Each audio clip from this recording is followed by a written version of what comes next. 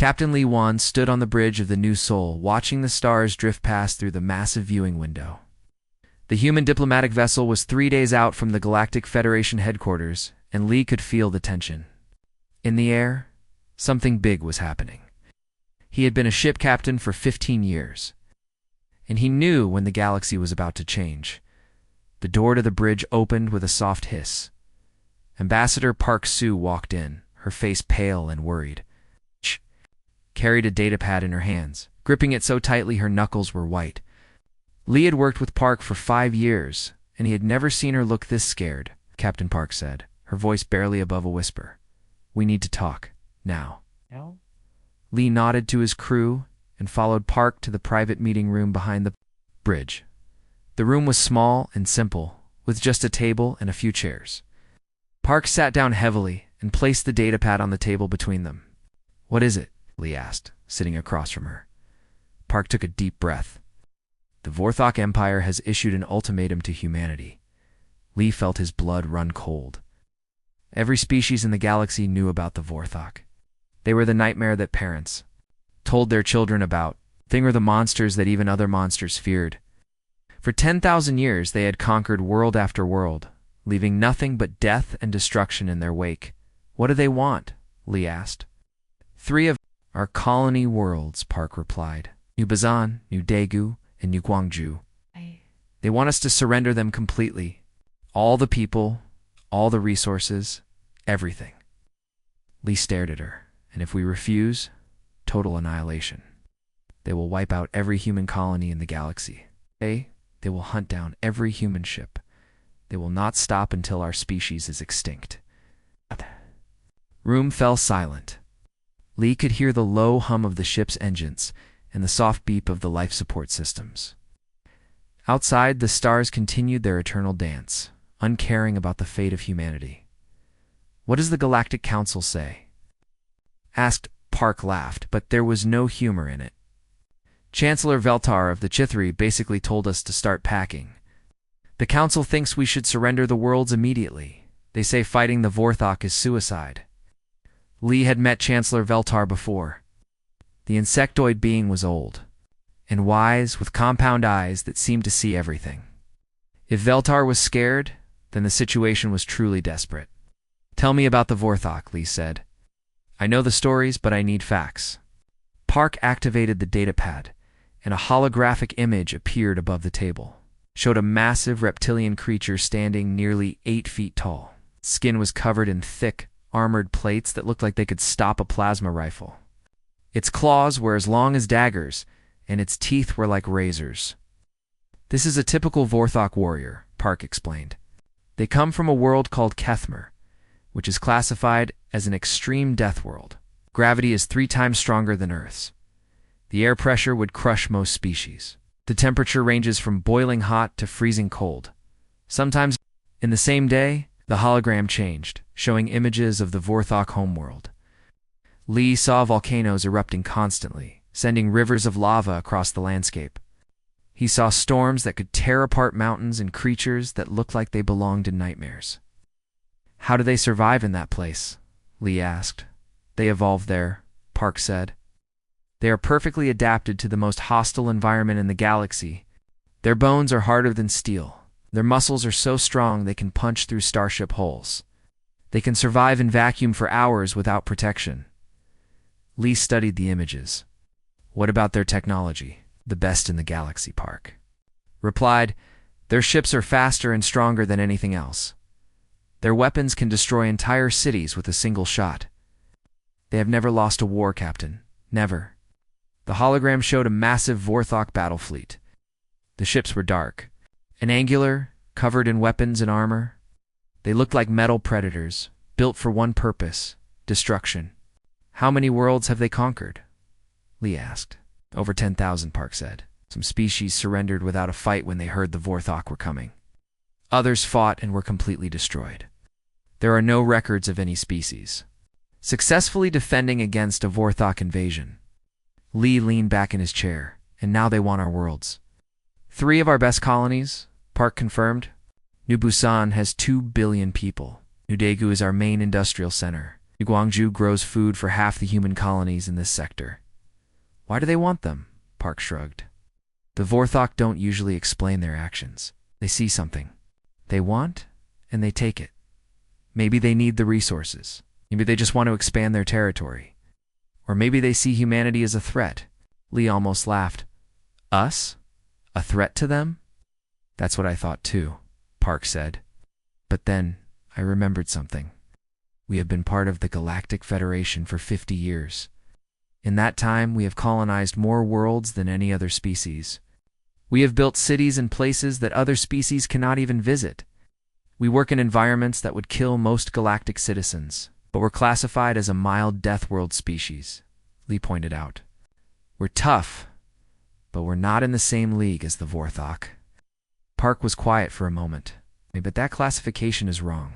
Before Lee could respond, the ship's communication system crackled to life. Attend Lee to the bridge immediately. We have an incoming priority message from Earth. Lee and Park hurried back to the bridge.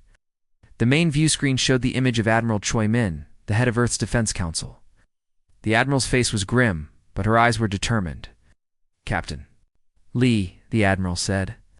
I assume Ambassador Park has briefed you on the situation with the Vorthok? Yes, Admiral Lee replied. What are your orders? Earth's response is simple, Admiral Choi said. We will not surrender a single world. We will not abandon a single human being. If the Vorthok want our colonies, they will have to take them by force. Lee felt a chill run down his spine. Admiral, with respect, the Vorthok have never been defeated. They have conquered the galaxy's most powerful species.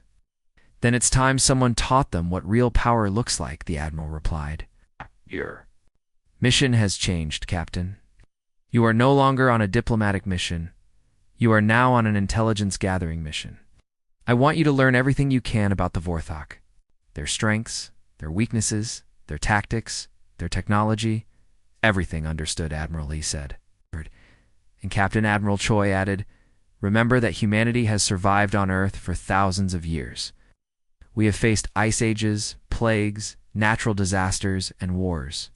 We have climbed the highest mountains and descended to the deepest oceans. We have built cities in deserts and jungles and frozen wastelands. Now, the Vorthok may be the most powerful Deathworld species in the galaxy, but they have never faced anything. Like us, the transmission ended, leaving the bridge in silence. Lee looked around at his crew. They were all staring at him, waiting for orders. Set course for the edge of human space, Lee commanded. We have work to do. As the new soul changed course, Lee stood at the viewing window and watched the stars. Somewhere out there, the Vorthok war fleet was already moving toward human space. The galaxy was about to witness something that had never happened before in recorded history.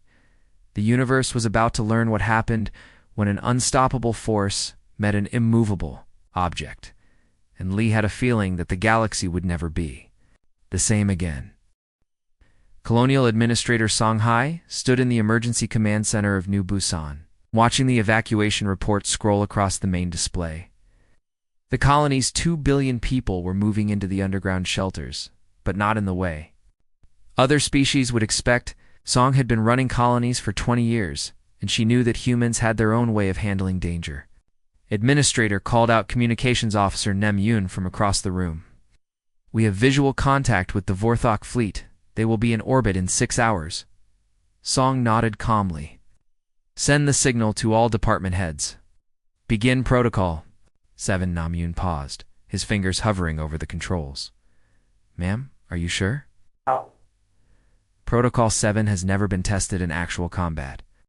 Today we find out if it works, Song replied. Protocol 7 was humanity's secret weapon, though no other species would call it that.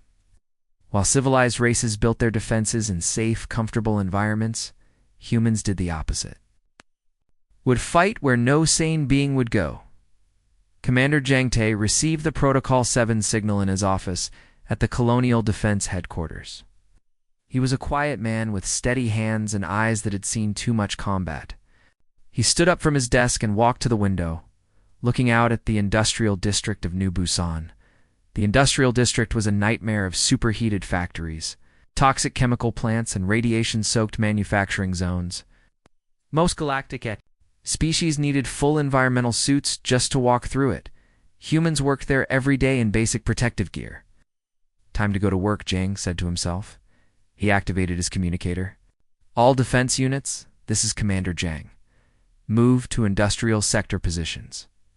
Repeat, move to industrial sector positions. Across the colony, human defenders began moving into the most dangerous areas of New Busan. Factory workers became soldiers. Maintenance crews became guerrilla fighters.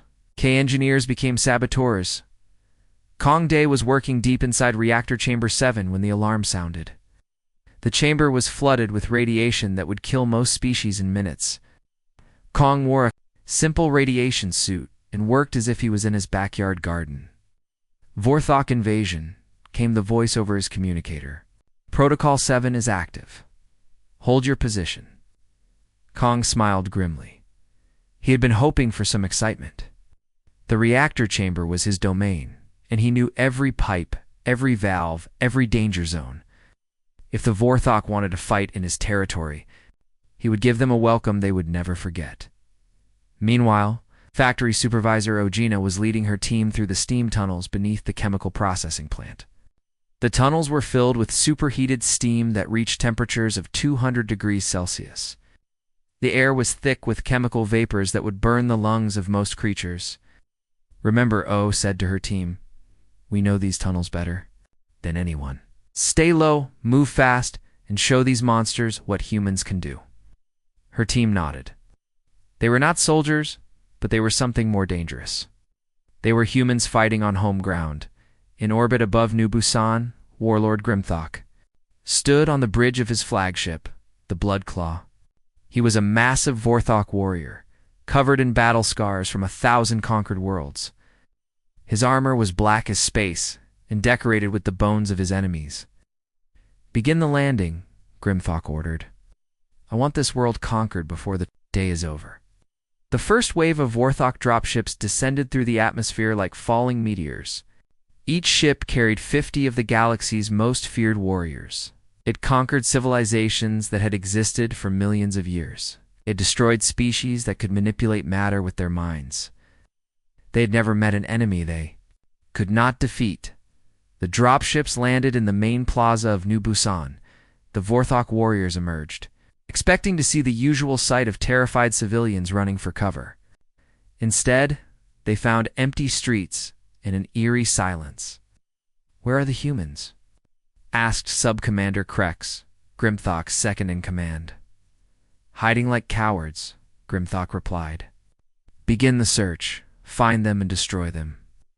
The Vorthok warriors spread out through the colony, moving toward the residential areas, expected to find humans cowering in their homes or hiding in conventional shelters. Instead, they found something that confused them. The humans were not hiding. They were waiting. The first Vorthok patrol entered the industrial district and immediately began having problems. The air was thick with chemical fumes that made their eyes water. The ground was hot enough to melt their boots. Warning signs in. Multiple languages warned of deadly radiation levels. This place is a death trap, said one of the warriors. Why would anyone live here? They got their answer when Kong Dae emerged from Reactor Chamber 7. He was carrying a plasma cutter and wearing only basic protective gear. The radiation levels around him would have killed the Vorthok warriors in minutes, but he moved as if he was taking a pleasant walk. Welcome to New Busan, Kong said, and activated his plasma cutter. The battle was brief and brutal.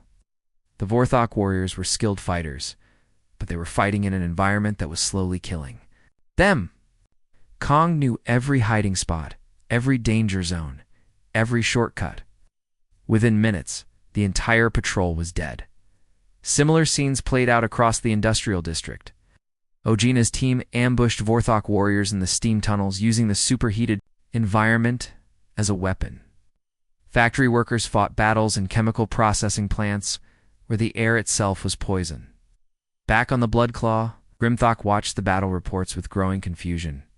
His elite warriors were dying faster than they could be replaced. The humans were not fighting like civilized beings.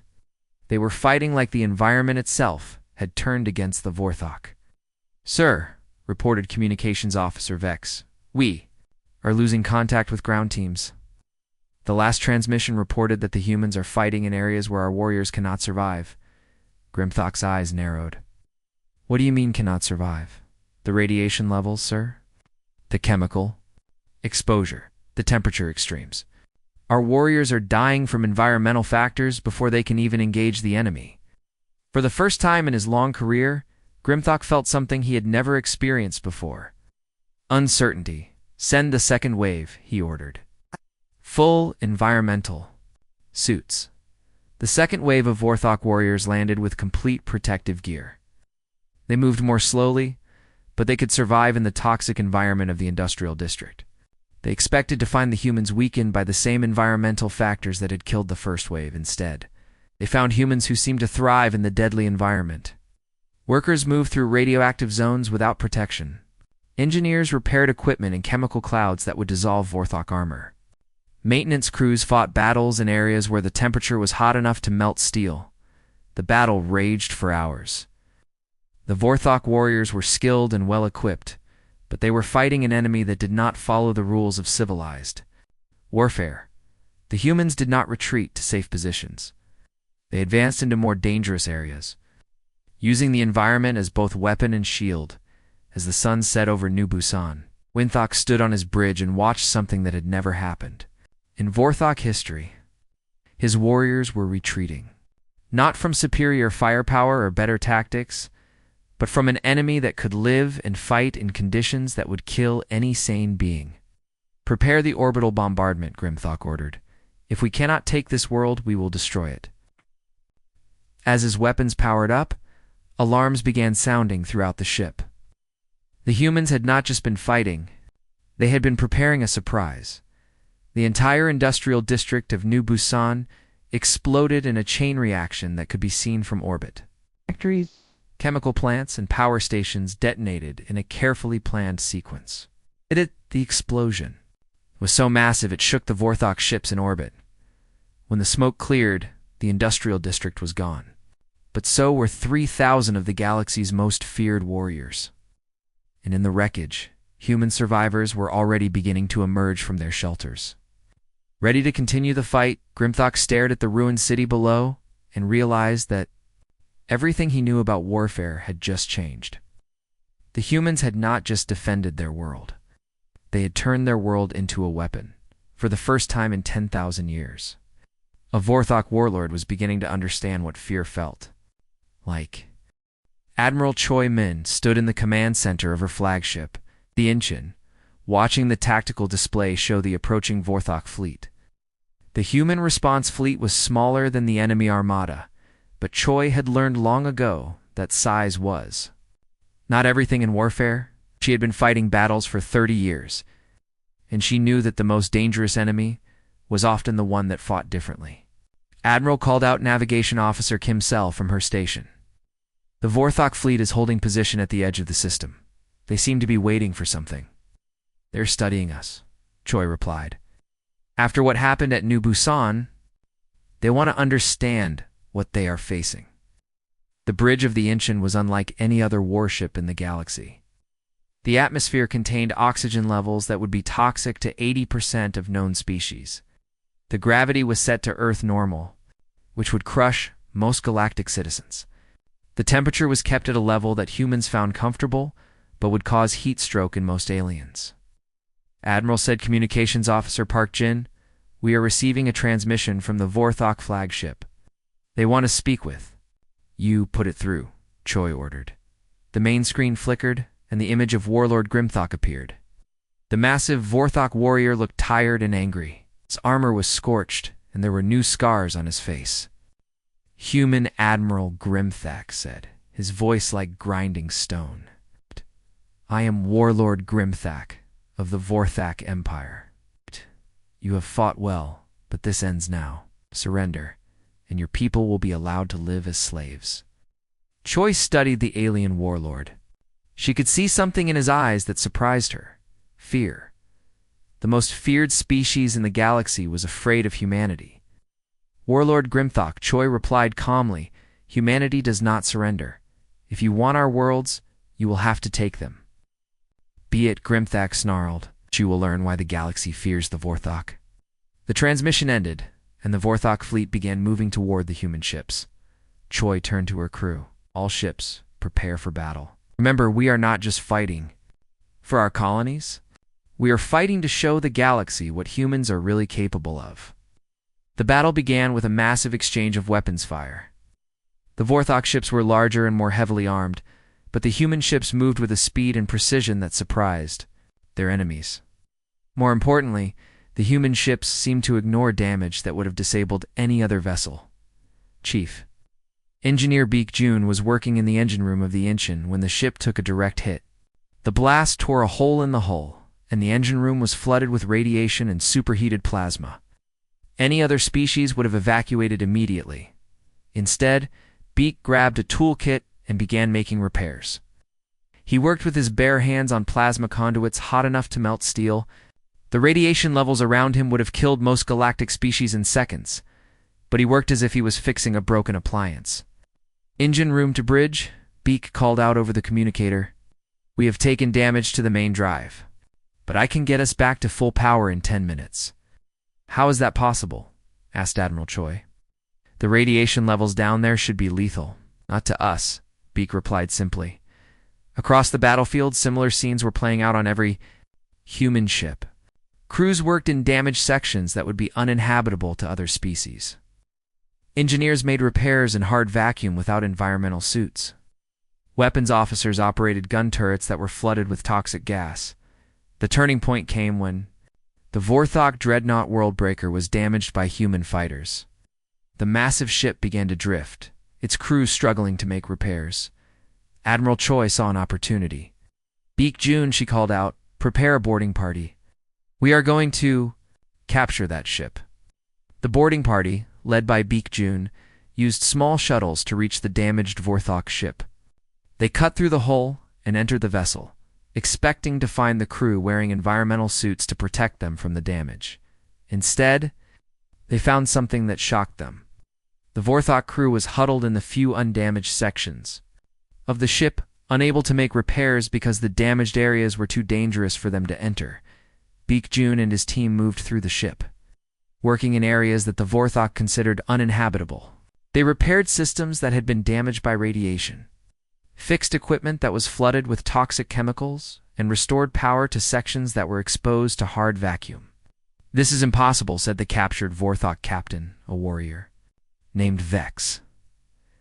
No species can survive in those conditions. We are not just any species, Beek replied, continuing his work on a damaged power conduit. We are human. Meanwhile, Dr. Kim Yuna was conducting her own investigation aboard the Incheon.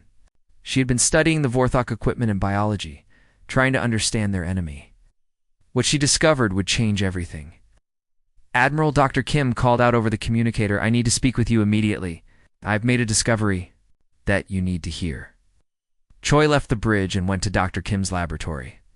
The scientist was standing in front of a holographic display showing comparative data about different worlds. What have you found? Choi asked.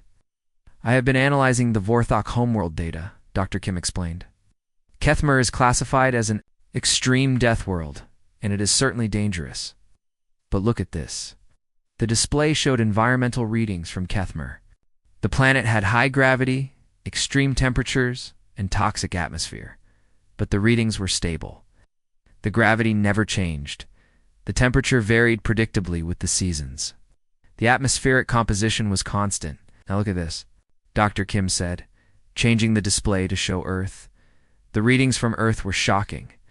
The gravity was lower than Kethmer, but it varied with location. The temperature changed constantly and unpredictably. The atmospheric composition shifted. With weather patterns, the planet experienced ice ages, volcanic eruptions, earthquakes, and storms that could destroy entire continents. I do not understand, Choi said. Earth is classified as a mild death world. That is the problem, Dr. Kim replied. The classification is wrong. Earth was not classified as mild because it was safe. It was classified as mild because the galactic survey teams could not survive long enough to conduct proper assessments. The implications hit Choi like a physical blow. You mean we are more adapted to extreme conditions than the Vorthok? More, Dr. Kim confirmed. The Vorthok evolved on a harsh world with stable conditions. We evolved on a world where the only constant was change. We had to adapt to survive ice ages, heat waves, toxic volcanic gases, radiation from solar flares, and atmospheric changes that happen without warning. That is why we can work in damaged ships, Choi realized. Why we can fight in industrial zones. Why we can survive in conditions that kill other species. Exactly, Dr. Kim said. We are not just a Deathworld species. We're the ultimate Deathworld. Species. We can survive anywhere because we evolved on a world that tried to kill us in every possible way. The battle was still raging outside, but Choi knew that the tide had turned. The Vorthok might be individually stronger, but humans had something more important. They had the ability to adapt to any environment, to survive any conditions, to fight anywhere. Dr. Kim Choi said, I want you to prepare a full report on your findings. Send it to every human ship in the fleet. It is time our people understood what they really are. As the report spread through the human fleet, something changed in the way the crews fought. They stopped thinking of themselves as the underdog species fighting for survival. They started thinking of themselves as the apex predators of the galaxy. Creatures so dangerous that even the Vorthok should be afraid. Battle continued for hours, but the outcome was no longer in doubt. The human ships pressed their attack with a ferocity that shocked their enemies. They rammed Vorthok vessels at full speed, with crews surviving impacts that should have killed them. They fought in the wreckage of destroyed ships, using the debris as weapons and shelter. When the battle finally ended, half the Vorthok fleet was destroyed or captured. The remainder retreated, carrying with them a message that would spread throughout the galaxy. The humans were not just another species. They were something new, something different, something that the galaxy had never seen before. They were the species that had turned survival into an art form, adaptation into a weapon, when their own world's attempts to kill them into the ultimate training ground for galactic warfare. Warlord Grimthok, wounded and defeated, sent a message back to the Vorthok Empire that would change the course of galactic history. The humans are not what we thought, he reported. They are not prey. They are predators. And we may have awakened something that the galaxy is not prepared to face. Chancellor Veltar of the Chithari stood in the emergency session hall of the Galactic Council, his compound eyes scanning the data streams flowing across the massive displays. Representatives from dozens of species filled the chamber, all watching. The same impossible reports coming from the war zone. This cannot be accurate, declared Ambassador Zephin of the Crystalline Hierarchy, his silicon-based form shimmering with agitation. The reports claim that humans are not just resisting the Vorthok, they are winning.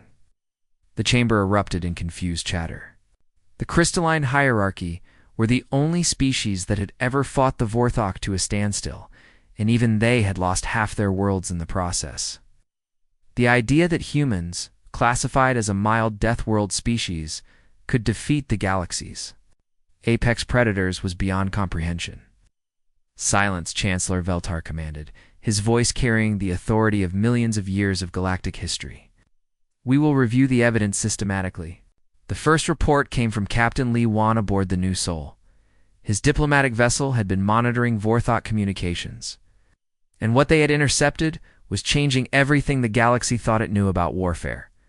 The Vorthok are requesting reinforcements, Li reported over the communication link. Not just additional ships, but emergency medical supplies and environmental suits. They are describing human tactics as impossible and inhuman. Communications Officer Nam Yoon had been working around the clock to decode Vorthok military transmissions. What he found in their encrypted messages was something that had never appeared in 10,000 years of tours. Vorthok military history, fear. Admiral Nam reported to the Council. The Vorthok warriors are calling humans the species that cannot die, and the race that lives in death itself. They are describing battles where humans fight in conditions that kill Vorthok soldiers before they can even engage. The second report came from the industrial world of New Daegu, factory manager. Shin Wu had transformed his manufacturing complex into a fortress using methods that violated every galactic safety protocol. The Vorthok Assault Force had expected to face conventional defenses. Instead, they encountered something that defied all logic. The humans do not just survive in industrial environments, reported the Vorthok field commander in an intercepted message. They thrive in them. They fight battles in steel foundries where the temperature reaches 1,000 degrees. They work with their bare hands on equipment that would melt our armor. The Battle of New Daegu had become legendary within hours. Shinwu's workers had turned their factory into a weapon. Using molten metal as ammunition and superheated steam as a shield, the Vorthok assault troops, equipped with the galaxy's most advanced environmental suits, found themselves outmatched by humans wearing basic work clothes. We have reports of human workers entering blast furnaces to make repairs. While the furnaces were still active, Shinwu reported to the council, the Vorthok soldiers could not follow them. They literally could not survive in the same space as our maintenance crews. The third report came from Dr. Kim Yuna's research team, and it was the most shocking of all, her analysis of Battlefield. Footage had revealed something that would rewrite galactic textbooks on planetary classification. Honored council members, Dr. Kim reported, we have discovered that Earth's classification as a mild death world is catastrophically incorrect. Our planet is not mild, it is the most extreme death world in the galaxy. The chamber fell silent. Even the crystalline hierarchy, whose homeworld was a radiation-soaked nightmare of crystal formations and electromagnetic storms, stared in disbelief. The Vorthok homeworld of Kethmer has high gravity, extreme temperatures, and toxic atmosphere, Dr. Kim continued. But these conditions are stable and predictable. Earth experiences constant environmental change that would drive other species extinct within generations. She displayed comparative data showing Earth's chaotic weather patterns, unpredictable geological activity, and atmospheric variations that changed without warning. The Vorthok had evolved to survive harsh but stable conditions. Humans had evolved to survive chaos itself. We have ice ages that last for thousands of years, followed by warming periods that melt continents, Dr. Kim explained. We have volcanic eruptions that change our atmosphere overnight. We have magnetic pole reversals that flood our surface with deadly radiation. We have asteroid impacts that create nuclear winters. We have survived all of it. The implications were staggering. The galaxy's understanding of death worlds had been based on the assumption that harsh conditions created tough species. But Earth had proven that changing conditions created adaptable species, and adaptability was far more dangerous than toughness. The fourth report came from the Vorthok themselves. Battlelord Kythera, who had replaced the defeated warlord Grimthok, had sent a message that would become the most famous military communication in galactic history. To all Vorthok commanders, the message read, "We are not fighting a conventional enemy. Humans do not follow the rules of civilized warfare. They fight in environments that we cannot enter. They work with radiation levels that would kill us in seconds. They breathe atmosphere that is toxic to our species. They are not just a death world species. They're the definition of what a death world species can become." The message continued with tactical recommendations that shocked the Council. The Vorthok, masters of planetary conquest, were advising their own forces to avoid direct engagement with humans whenever possible.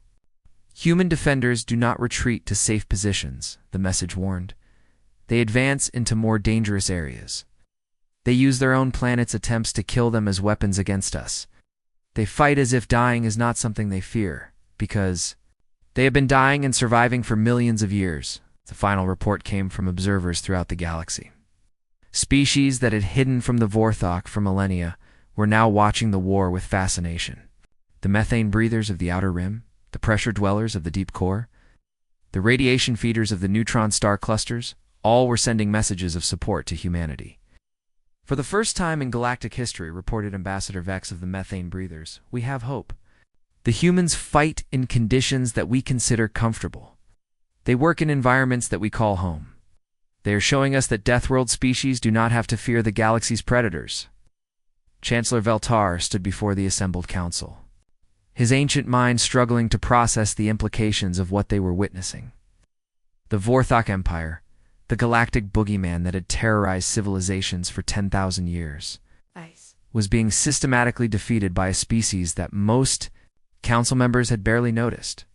"This changes everything," he declared. "If the humans can defeat the Vorthok, then the balance of power in the galaxy has shifted permanently. We are witnessing the rise of a new apex species." The chamber erupted in debate, but the conclusion was inevitable. The galaxy was watching the birth of something unprecedented. Not just another powerful species, but a species that redefined what power meant. As the council session continued, reports kept flowing in from the war zone. The Vorthok were retreating from system after system, not because they were outgunned, but because they could not compete with an enemy that treated the galaxy's most hostile environments as their natural habitat. The universe was learning a lesson that would reshape galactic civilization. The most dangerous predator was not the one with the biggest teeth or the strongest claws. It was the one that could survive anywhere, adapt to anything, and turn any environment into a weapon. Humanity had spent millions of years learning to survive on a world that tried to kill them in every possible way. Now they were teaching the galaxy what that kind of survival training could create: the Vorthok. Empire was about to learn that there was something more terrifying than the perfect predator, the perfect survivor. Emperor Drakethul stood in the war room of his palace on Kethmer, staring at the holographic display that showed the positions of his fleets throughout the galaxy. For the first time in 10,000 years of conquest, the display showed something that should have been impossible: Vorthok forces in retreat. "Bring me the Grand Fleet," the Emperor commanded. His voice was like grinding stone, and his massive form was covered in the ritual scars of 1,000 victories. "If my commanders cannot defeat these humans, then I will do it myself." The Grand Fleet was the Vorthok Empire's ultimate weapon. It contained over 1,000,000 ships, each one capable of reducing a planet to rubble. It had destroyed entire star systems and erased civilizations from existence. No force in the galaxy had ever stood against it and survived. General Krex, the Emperor's most trusted advisor, approached the throne with obvious reluctance. "My lord, perhaps we should consider negotiation. The humans fight unlike any enemy we have faced." Emperor Drakethul's eyes blazed with fury. "The Vorthok do not negotiate. We conquer. Prepare the Grand Fleet for immediate deployment." Meanwhile, Admiral Choi Min was coordinating humanity's defense from the command ship Gangnung. Her strategy confused both allies and enemies. Instead of gathering her forces for a decisive battle, she was spreading human fleets throughout the sector, establishing bases in the most unlikely places. Admiral asked her tactical officer Lim Sora, "Why are we placing bases in asteroid fields and gas giant atmospheres? These locations offer no strategic advantage."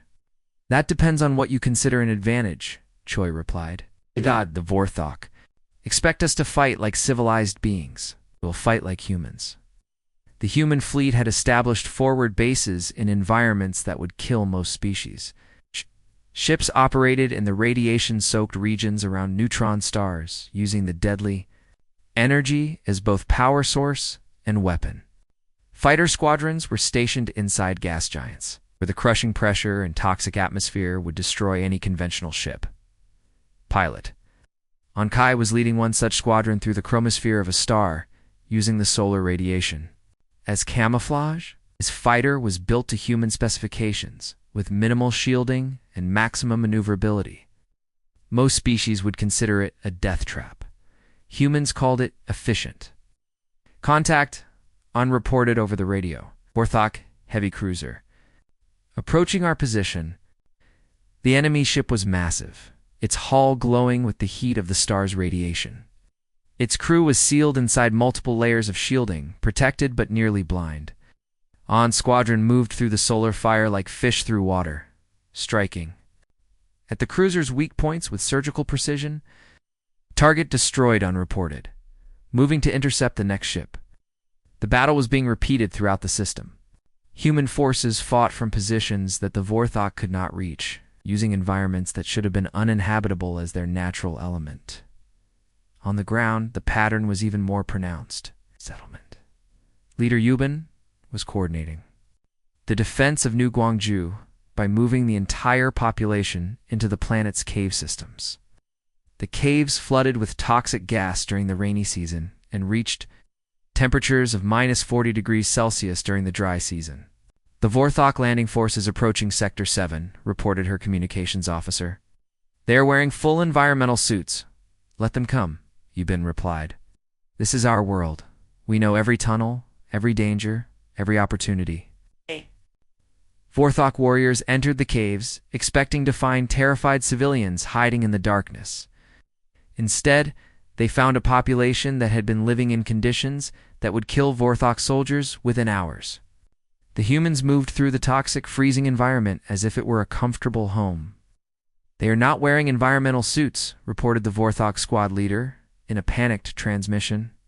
They are fighting in conditions that are killing our warriors, and they are not even wearing protection. The psychological impact on the Vorthok was devastating. Warriors who had conquered 1,000 worlds were reporting that they were facing an enemy that could not be killed. Intercepted communications showed panic spreading through their ranks. The humans are not natural, reported one Vorthok commander. They fight in the vacuum of space without protection. They work in radiation that would sterilize our homeworld. They breathe poison and drink acid. They are not a species. They are a force of nature. The tide of the war turned during the Battle of the Helix Nebula. The Vorthok Grand Fleet, seeking to force a decisive confrontation, pursued human forces into a region of space where cosmic radiation levels were lethal to most known life. Emperor Deathworld commanded the battle personally from his flagship. The World Ender, the massive ship, was protected by the most advanced shielding in the galaxy. But even with full protection, the crew was being slowly poisoned by the radiation. Where are the humans? The Emperor demanded. How can they operate in this environment? He got his answer when the human fleet emerged from the nebula itself, their ships glowing with absorbed radiation. The human crews were operating without the heavy shielding that other species considered essential, using the deadly environment as both weapon and shield. Impossible, breathed General Krex. No species can survive in hard radiation without protection. We are not just any species, came the reply over the communication channel. It was Admiral Choi Min, speaking from the bridge of her flagship. We are human. The battle that followed would be remembered as the turning point of the war. The Vorthok Grand Fleet, designed to fight conventional enemies in normal space, found itself outmaneuvered by forces that treated the galaxy's most hostile environments as their natural habitat. The climax came when the World Ender was boarded by a human assault team led by Marine Captain Park Hyo. The boarding party used small shuttles to penetrate the ship's defenses, then cut through the hull in sections that were flooded with radiation. Emperor Deathworld watched in stunned silence as the human marines moved through areas of his ship that were uninhabitable, even with full protection. They repaired their equipment in hard vacuum, conducted combat operations in sections flooded with toxic gas, and fought battles in areas where the radiation levels would have killed a Vorthok within minutes. This is not warfare, the Emperor whispered. This is something else. Captain Park Hyo reached the bridge of the World Ender, her marine unit moving through the ship, as if the deadly environment was their natural element. Emperor, her face visible through the faceplate of her helmet. Emperor Deathworld, she said, you have a choice. Surrender, or watch your empire fall to a species that your people created by forcing us to adapt. The Emperor stared at her, his mind struggling to process what he was seeing. What are you? You're what happens when a Deathworld species learns to survive anything, Park Hyo replied. Oh. We are what your empire would have become if Kethmer had tried harder to kill you. The surrender of the World Ender marked the end of the Vorthok Empire's invincibility. Across the galaxy, Vorthok forces were withdrawing from systems they had held for millennia. The species that had terrorized the galaxy for 10,000 years was retreating before an enemy that fought like the universe itself. As news of the battle spread, species throughout the galaxy began to understand that they were witnessing something unprecedented. The humans had not just defeated the Vorthok. They had redefined what it meant to be a Deathworld species. The galaxy was learning that the most dangerous enemy was not the one with the biggest weapons or the strongest armor. It was the one that could turn any environment into a weapon. challenge into an opportunity, and any attempt to kill them into a lesson in survival. Humanity had spent millions of years learning to survive on a world that tried to kill them in every possible way. Now they were teaching the galaxy what that kind of education could create. Admiral Choi Min stood on the bridge of her flagship as it entered orbit around Kethmer, the Vorthok homeworld. The planet below was a nightmare of volcanic activity and toxic storms, but to human eyes, it looked almost comfortable. After fighting battles in neutron star radiation fields and gas giant atmospheres, Kethmer seemed like a pleasant vacation spot. "Admiral," reported Navigation Officer Kim Sell, "we have visual confirmation of the Vorthok defense fleet. They are not moving to intercept us." "They are afraid," Choi replied simply. "They have finally learned what fear means." The invasion of Kethmer was unlike anything in galactic history. Most species would have targeted the planet's few habitable zones, fighting for control of the cities and industrial centers. The humans did something that the Vorthok had never imagined. They established bases in the volcanic regions, the toxic swamps, and the radioactive wastelands that even the Vorthok avoided. Engineering specialist Liera led the first terraforming team into the Molten Highlands, a region where the surface temperature reached 800 degrees Celsius and the air was thick with sulfur compounds. Her team wore basic environmental suits and worked as if they were in a garden. "Beginning Phase 1 terraforming," Lee reported. "We are installing thermal regulators in the lava tubes and atmospheric processors in the sulfur vents." The Vorthok Garrison Commander, General Thyrak, watched the human operations with growing confusion. "What are they doing?" he asked his aide. "They are not trying to conquer the habitable zones. They are working in areas that we consider uninhabitable." "Sir," his aide replied, "the humans appeared to be making those areas more habitable, not less." It was true. The human terraforming teams were not destroying Kethmer's hostile environment. They were improving it. They installed systems that regulated the volcanic activity, cleaned the toxic atmosphere, and converted the radioactive waste into usable energy. They were turning the galaxy's most feared Deathworld into a place where other species could actually live. Emperor Drakethul emerged from his fortress for the first time in years, driven by curiosity about these strange invaders. He found Admiral Choi Min standing in the center of what had once been the Poison Gardens, a region so toxic that even Vorthok children were warned never to enter it.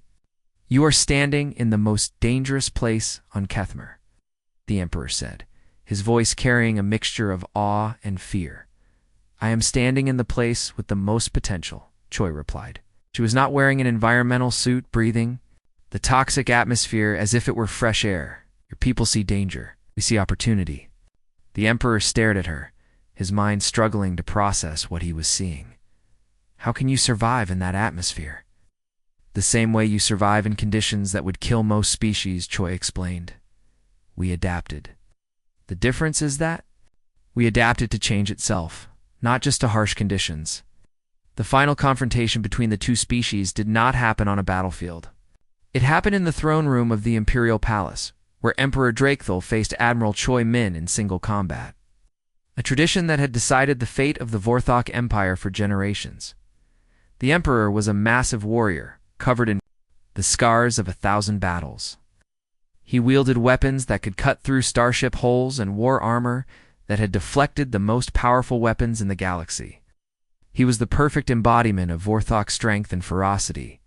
Admiral Choi Min was smaller, quieter, and appeared to be unarmed, but she carried something more dangerous than any weapon: the knowledge that she could survive anything the universe could throw at her. "Human," the Emperor said, raising his massive sword, "you have fought well, but this ends now. Face me in honorable combat, and when you fall, your people will serve the Vorthok Empire as they should." "No," Choi replied calmly. "When I win, the Vorthok Empire will join the galactic community as equals, not conquerors." The battle was brief, but decisive. The Emperor's strength and skill were legendary, but Choi Min fought with the adaptability that had made humanity the ultimate survivor species. She used the environment itself as a weapon, turning the palace's toxic atmosphere and extreme temperature into advantages. The climax came when Choi Min removed her environmental suit in the middle of the battle. The Emperor stopped fighting, staring in shock as she breathed naturally in an atmosphere that would have killed him within minutes. "This is impossible," the Emperor whispered. "No species can survive in our atmosphere without protection." "We do not just survive," Choi replied. "We thrive. This is what it means to be truly adapted to a death world." The Emperor's sword fell from his hands as he realized the truth. The humans were not just another species that had learned to survive harsh conditions. They were the species that had learned to make harsh conditions survivable for everyone else. Surrender of Emperor Drakethul marked the end of the Vorthok Empire and the beginning of a new era in galactic history. The signing of the Kethmer Accords established the Vorthok not as conquerors, but as protectors, working alongside humanity to help other species survive in hostile environments. 10 years later, Ambassador Park Sue stood before the Galactic Council, in a chamber that had been redesigned to accommodate species that had previously been thought extinct. The air contained gas mixtures that could support dozens of different respiratory systems. The temperature and pressure were regulated to allow beings from methane worlds, high-gravity planets, and radiation-soaked systems to attend the same session. Honored representatives, Park addressed the assembly. "We gather today to celebrate the 10th anniversary of the Kethmer Accords. In this decade, we have learned that the galaxy is not divided between strong species and weak species. Between predators and prey, we've learned that every species has the potential to survive and thrive if given the right environment and support." The chamber was filled with representatives from species that had been hiding in the galaxy's most hostile regions for millennia. The methane breathers sat beside the pressure dwellers. The radiation feeders shared space with the crystal growers. Species that had never met before were working together, united by the knowledge that they were no longer alone. "The humans taught us that survival is not about being the strongest or the most feared," continued Ambassador Park. "It is about being the most adaptable, the most willing to help others, and the most capable of turning challenges into opportunities." Former Emperor Drakethul, now serving as the Vorthok representative to the Council, stood to address the assembly. His voice had lost its harsh edge, replaced by something that sounded almost like gratitude. "My people spent 10,000 years conquering the galaxy because we believed that strength came from domination," he said. "The humans taught us that true strength comes from cooperation. They showed us that the most dangerous species in the galaxy is not the one that destroys everything in its path, but the one that makes everything in its path better." The final scene of the galactic transformation played out on New Busan, which had been rebuilt as a multicultural colony. The industrial districts that had once served as battlegrounds now housed schools and hospitals designed for species that breathed methane, lived in high radiation, and called the galaxy's most hostile environments home, in the central plaza. Children from dozens of species played together under the watchful eyes of parents who had never imagined such a scene was possible. Human children ran alongside young Vorthok, while methane breather youngsters shared games with pressure dweller offspring. Dr. Kim Yuna, now serving as the Director of Galactic Environmental Sciences, watched the scene with satisfaction. "Did it," she said to her assistant. "You turned the galaxy's fear into hope." "How?" asked the assistant. "By showing them that there is no such thing as an uninhabitable world," Dr. Kim replied. "There are only worlds that we have not yet learned to inhabit." The story of humanity's encounter with the Vorthok had become legend throughout the galaxy. It was taught in schools as the day when the universe learned that the most dangerous species was not the one with the biggest weapons or the strongest armor, but the one that could turn any challenge into an opportunity to help others survive. Galaxy remembered the day humanity met the most powerful Deathworld race because it was the day that Deathworld species learned they could be something more than survivors. They could be gardeners, teachers, and protectors, turning the universe's most hostile environments into homes for species that had never imagined they could live anywhere else. In the end, humanity's greatest victory was not conquering the Vorthok Empire. It was showing the galaxy that survival was not about being the strongest predator, but about being the most caring caretaker of the universe's vast diversity of life. The universe would never forget because it had learned that the most powerful force in the galaxy was not destruction, but creation. And humans, the species that had learned to survive on a world that tried to kill them in every possible way, had become the galaxy's greatest creators of new possibilities for life.